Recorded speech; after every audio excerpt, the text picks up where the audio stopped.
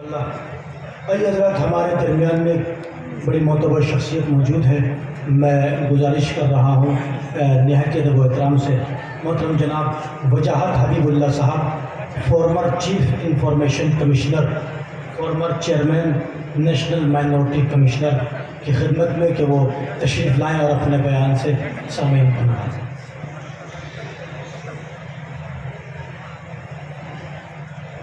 بسم اللہ الرحمن الرحیم. اعوذ باللہ من الشیطان الرجیم. بسم اللہ الرحمن الرحیم. معزز حاضرین، میرے عزیز محمود بناچہ نے بہت وضاحت سے آپ کو سمجھایا ہے کہ عام زندگی میں اور ہمارے دیش میں کس طرح سے آتنک ظاہر ہو رہا ہے اور اس کا مطلب کیا ہے.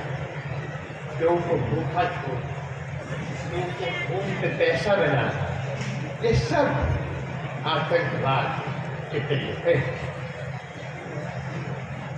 میں آپ جیسے مسلمان ہونے کے ناطے آپ کی توجہ سورۃ فاتحہ پہ آمنترت کرنا چاہتا ہوں، جس میں ہمیں پوری طرح سے یہ ظاہر ہو جائے گا کہ جو آتنکواد کی بات ہے اس کا ہمارے خدا سے، ہمارے اللہ سے کیا تعلق ہے.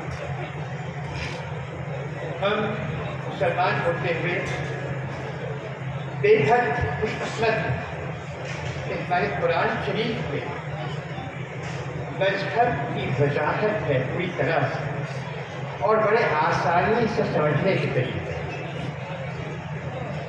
اور مذہبوں میں بھی خدا، اللہ، بھگوان،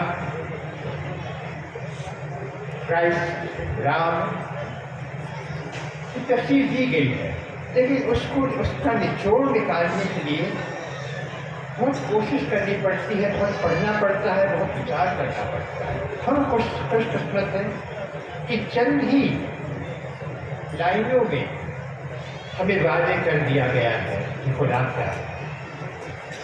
کیا وہ تو آپ سب جانتے ہیں، لیکن پھر بھی میں آپ کے لیے دوبارہ بیان کروں گا. الحمدللہ رب العالمین الرحمن الرحیم مالک یوم الدین ایاک نعبد و ایاک نستعین. ان چند الفاظوں میں ہمیں بتا دیا گیا ہے کہ خدا کیا ہے. خدا کا مطلب ہے ایمان، خدا کا مطلب ہے انصاف،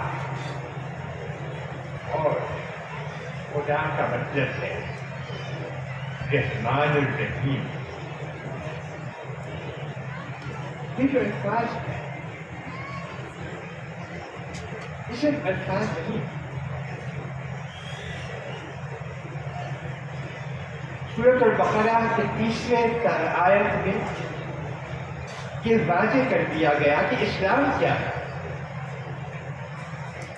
اسلام دل ہے. خدا حضرت رسول اللہ صلی اللہ علیہ وسلم کو بتا رہے ہیں اسلام وہ ہے جو میں نے تم پہ نازل کیا، مطلب قرآن شریف، اور جو شروع سے میں نے اپنے پیغمبروں کے ذریعے انسانوں کو نازل کیا. سمجھ لیجیے یہ جو پیغام ہے کہ جب سے انسانیت آئی ہے، اور ظاہر ہے قرآن شریف میں کس کا ذکر ہے، جب سے آدم اور حوا آئے ہیں تب سے یہ سچائی نازل ہوئی ہے. اور اگر ہم اس کو دیکھیں گے، یہ جو میں نے ایک لائن آپ کو سنائی قرآن کی، رحمان الرحیم، یہ دھاگا ہے. پرانے زمانوں میں شاستروں میں ہندو اس کو کہتے تھے کرونا. پھر بودھ دھرم آیا، انہوں نے اس کو کہا دکھ۔ قرآن شریف نے ہمیں بتایا رحم، رحمان الرحیم۔ آپ کو پتہ ہے خدا کے 99 نام ہیں اور وہ پورے نام نہیں ہیں، لیکن ان پہ جتنی بھی قوت ہے اس میں کوشش یہ کی گئی ہے کہ اس کی وضاحت کی جائے، لیکن انسانی طریقے سے اس کی بہترین وضاحت جس کا میں نے ابھی ذکر کیا، جو دن ہم آج منا رہے ہیں، جس کے نام ہم وہ دن منا رہے ہیں، حضرت امام حسین، انہیں نے اس کا مظاہرہ اپنی زندگی دے کے کیا۔ ابھی یہ بتایا گیا کہ دنیا کی سب سے بڑی طاقت، زمانے کی سب سے بڑی فوج، ہتھیاروں سے لیس ایک انسان کے سامنے آ کے کھڑی ہو۔ وہ انسان شہید ہوا، اس نے اپنی قربانی دی، اپنے نزدیک اور پیاروں کی قربانی، لیکن آج دن تک اور آگے جانے کی صدیوں کے لیے آپ یقین رکھیے، حسین لبیک، حسین لبیک، یہ آواز گونجے گی، اور اس کے خلاف تو کھڑا ہوا تھا بڑی ہماری فوج، اس کا ایک آدمی بھی کسی کو یاد نہیں گا۔ لبیک یا حسین، لبیک یا حسین، لیکن کیوں؟ جو انہوں نے بہادری دکھائی، جو انہوں نے تیاری دکھائی کہ میں اپنی جان دے دوں گا، نہ مجھے کوئی دھن چاہیے، نہ مجھے دولت چاہیے، نہ مجھے تلوار چاہیے، نہ ہتھیار چاہیے، کیا چاہیے؟ سچائی، رحمان الرحیم، صراط المستقیم، یہ چاہیے۔ اب جب انہوں نے یہ ظاہر کر دیا، اب اس کے ہوتے ہوئے جیسے محمود صاحب نے کہا، کسی کو ہمت کیسے ہو سکتی ہے کہ مسلمانوں پہ انگلی اٹھائے کہ یہ آتنکوادی ہیں، اور یہ آپ جانتے ہیں گفتگو دنیا بھر میں ہوتی رہتی ہے کہ اسلام اور آتنکوادی سے کیا تعلق ہے؟ ہاں، بدقسمتی سے ہم میں سے بھی اسامہ بن لادن جیسے عام آدمی پیدا کریں، لیکن ہم امتیاز کیسے کریں؟ ہم کیسے سوچیں کہ آتنکواد کیا ہے اور قربانی کیا ہے حقیقت کے لیے؟ بہت ہی آسان، قربان خود واضح ہے، قرآن شریف خود واضح ہے۔ ایک مسلمان کے لیے سب سے بڑا گناہ وہ کسی معصوم کی جان لینا، کسی معصوم کی جان، کسی انسان، یہ نہیں کہ مسلمان ہو، عیسائی ہو یا کوئی ہو، ہندو ہو، سکھ ہو، کسی معصوم کی جان لینا سب سے بڑا گناہ ہے ایک مسلمان۔ لہذا اگر ہم دیکھ دیتے ہیں اور آپ کہتے ہیں کہ میں اپنے مذہب کے لیے کر رہا ہوں، 10 آدمی معصوم مارے جاتے ہیں، بچے مارے جاتے ہیں، خواتین مارے جاتے ہیں، تو آپ نے جہاد نہیں کی، آپ نے خدا کی جو شکشا ہے اس کے خلاف ورزی کی۔ قرآن کی خلاف ورزی. ہاں آپ نے اپنی جان لے دی اوروں کو بچانے کے لیے وہ ہوئی قربان. اگر آپ نے ظالم سے کہا کہ میرے پیچھے جو یہ لوگ بیٹھے ہیں ان کو معاف کر دو, مجھے دے دو, اور اس نے پھر میرے اوپر بندوق نہ تو وہ ہوئی قربان. اگر میں نے آپ کے اوپر ایک بم پھینک دیا کہ کسی کو آنے والا ہے ظالم, پہلے آپ کو پتہ کر لیں پھر اس کو پتہ کریں گے, تو یہ نہیں, یہ بات نہیں. لیکن میں اس لیے یہ باتیں کرنا چاہتا تھا کیونکہ یہ امتیاز ہمارے لیے بہت لازمی ہے, یہ سمجھنے کے لیے کہ آتنکواد کیا ہے اور اپنے حق کو حاصل کرنے کے لیے جو ہم لڑتے ہیں اس میں فرق کیا ہے. ظلم کے خلاف لڑنا ہمارے لیے, ایک مسلمان کے لیے نہ صرف اچھا ہے لیکن لازمی ہے. اور ظالم سے لڑتے ہوئے وہی طریقے اختیار کرنا جو ظالم نے اختیار کیے وہ بھی جائز ہے.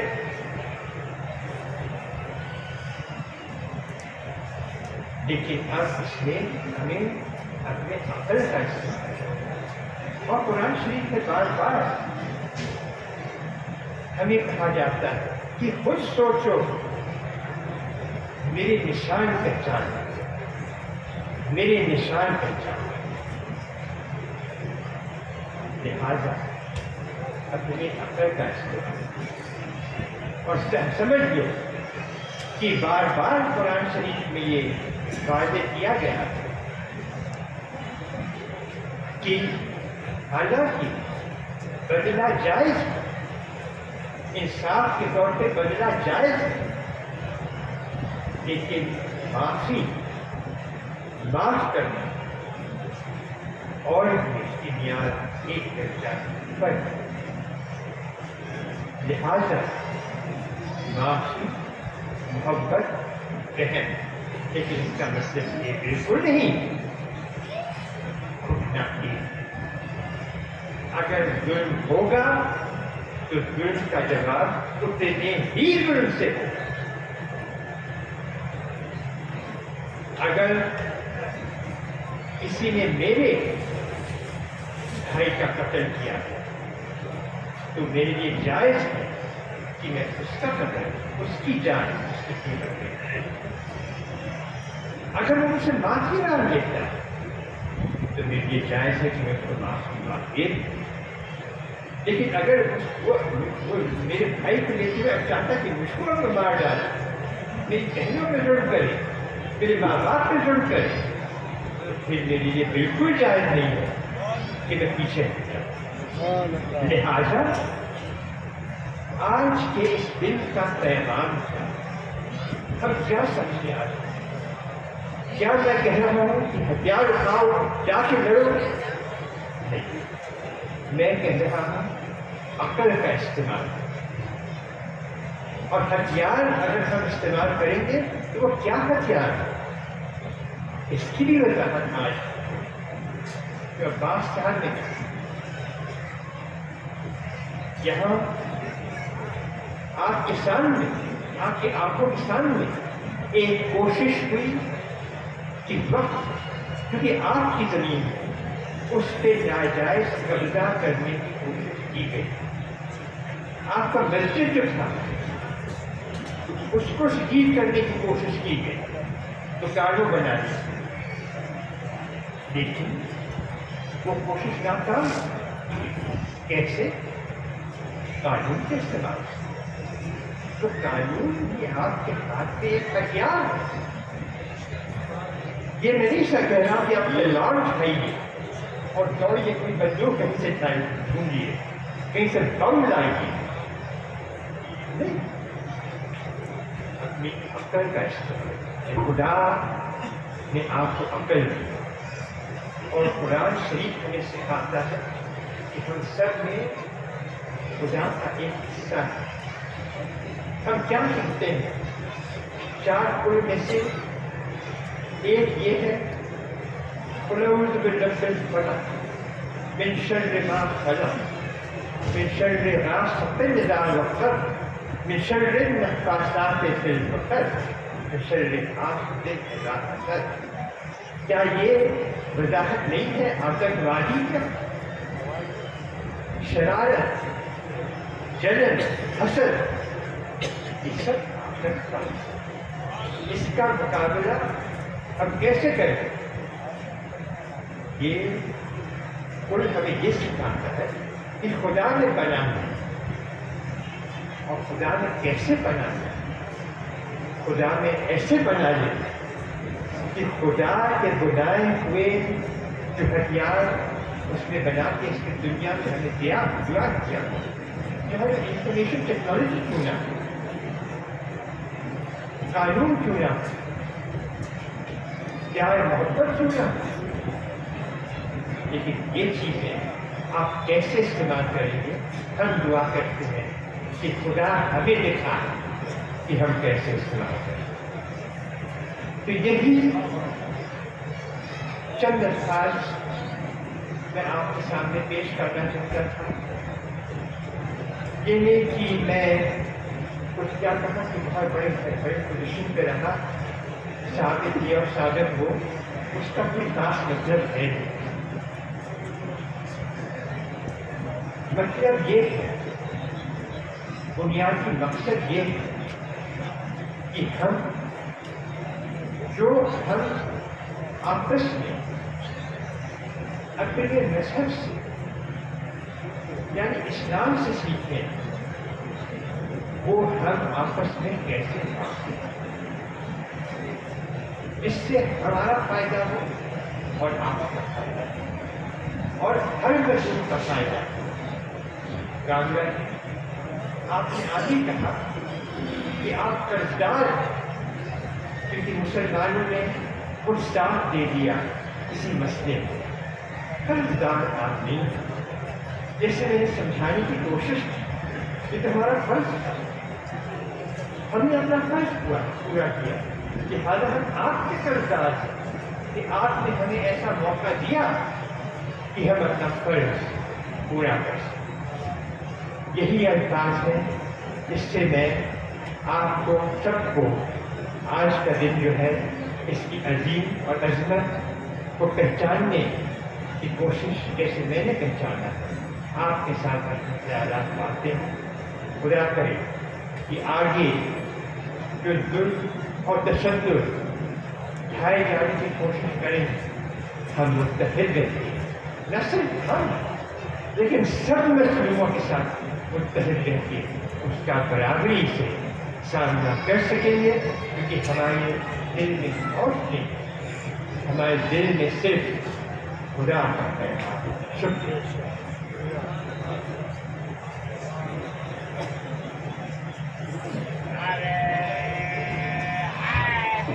یا